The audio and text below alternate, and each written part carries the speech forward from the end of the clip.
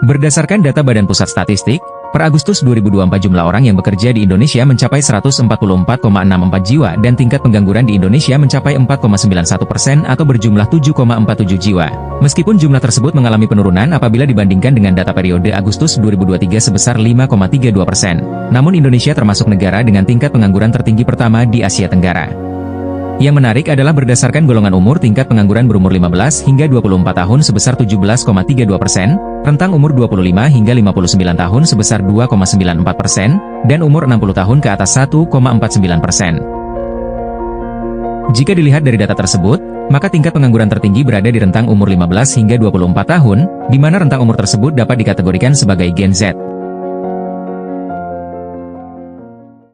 Di video ini akan membahas fenomena Gen Z yang banyak mendapat sorotan karena stigma negatifnya di dunia pekerjaan. Beberapa publikasi menyatakan bahwa banyak perusahaan enggan merekrut Gen Z. Bahkan ramai diberitakan banyak perusahaan melakukan pemecatan pada Gen Z dengan berbagai alasan. Dikutip dari CNBC Indonesia, alasan utamanya adalah kurangnya motivasi dan inisiatif, kurangnya profesionalisme, keterampilan organisasi yang buruk, dan lain sebagainya. Lantas, apakah ada hubungannya data tingkat pengangguran tersebut di atas dengan karakteristik Gen Z? Benarkah Gen Z adalah generasi yang tidak bisa diandalkan dalam dunia pekerjaan saat ini? Part 1. Siapa Gen Z?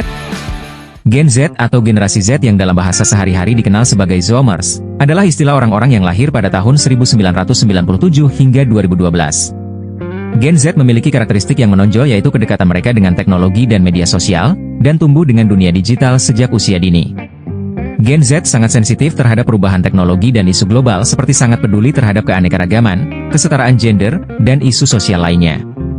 Gen Z sangat unggul dalam hal teknologi dan multitasking yang efektif, kreatif, dan mampu berpikir secara out of the box dalam berinovasi.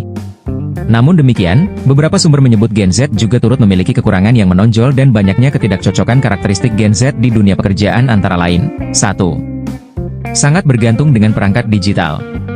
Meskipun dunia digital merupakan ciri khas Gen Z, namun tidak sedikit Gen Z yang memiliki ketergantungan pada dunia digital. Hal ini mengakibatkan Gen Z kurang peka terhadap dunia sosial, dan menjadikan Gen Z kurang dalam keterampilan sosial tatap muka. 2. Gen Z dilaporkan memiliki tingkat stres dan masalah kesehatan mental yang lebih tinggi dibandingkan generasi sebelumnya. Dalam CDC Youth Risk Behavior Survey terbaru, Gen Z dilaporkan sebanyak 42% memiliki perasaan sedih dan cemas. Dan Census Bureau Survey melaporkan 44% Gen Z memiliki perasaan cemas, gugup, dan gelisah secara terus-menerus.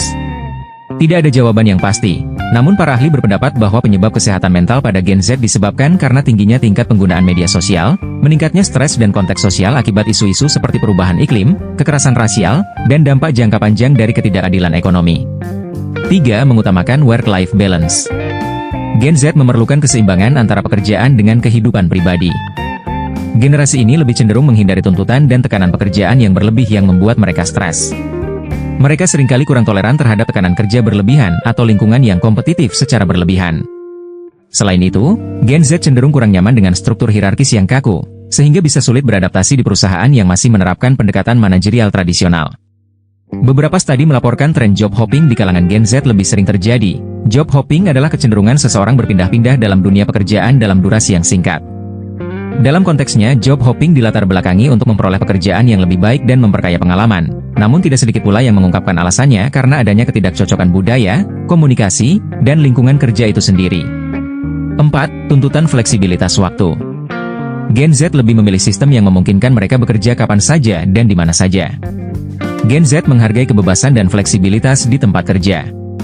Mereka lebih suka menentukan jam kerja sendiri atau bekerja dari rumah. Hal tersebut karena mereka sangat didukung oleh teknologi yang memungkinkan mereka tetap terhubung dan produktif, tanpa harus terpaku pada ruangan tertentu. Part 3. Memaksimalkan peran Gen Z. Seiring perkembangan zaman, suka tidak suka Gen Z adalah generasi penerus bangsa.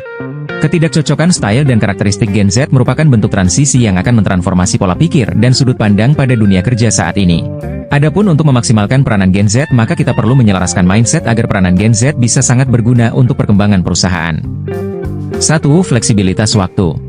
Meskipun saat ini penerapan sistem waktu kerja bisa dilakukan dengan metode flexi time yang mampu memberikan keluasan kepada karyawan untuk mengatur waktu kerja, namun sistem ini belum banyak diterapkan dalam budaya kerja saat ini. Terlebih hal tersebut karena perusahaan sudah memiliki budaya kerjanya sendiri, dan penerapan flexi time tidak serta-merta dapat diterapkan kepada seluruh bidang pekerjaan, dikhawatirkan akan muncul rasa ketidakadilan terhadap karyawan di bidang tertentu.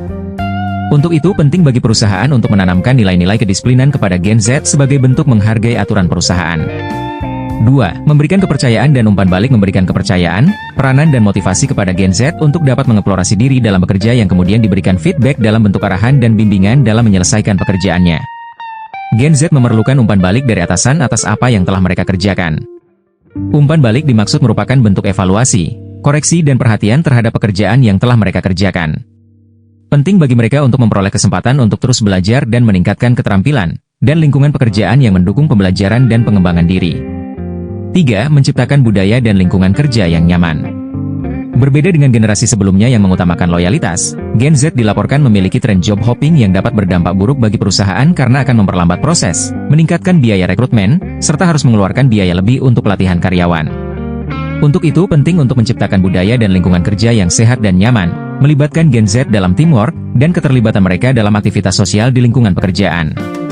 Di sisi lain Gen Z harus memahami bahwa menciptakan lingkungan kerja yang nyaman turut melibatkan segala aktivitas sosial dengan membangun komunikasi, hubungan dan lingkungan kerja yang baik antar karyawan sebagai bentuk profesionalisme dalam dunia kerja. 4. Mengajak berpikir kritis. Sebagai generasi yang tumbuh dan akrab dengan media sosial, cara berpikir Gen Z sangat dipengaruhi oleh informasi-informasi yang mereka dapat dari media sosial. Penting untuk mengajak dan menanamkan cara berpikir kritis agar segala informasi yang diperoleh dari sosial media dapat dinilai secara objektif. Nah, sebagai generasi penerus, dengan potensi dan kelebihan yang ada pada Gen Z, maka peluang menuju kesuksesan bagi Gen Z masih terbuka lebar. Selain itu, penting bagi kita semua untuk terus belajar, dan meningkatkan kemampuan dan keterampilan diri agar bisa membawa perubahan menjadi lebih baik di masa akan datang. Demikian pembahasan di video ini. Jika teman-teman suka dengan video ini, jangan lupa support channel ini dengan menekan tombol like dan subscribe agar channel ini bisa berkembang.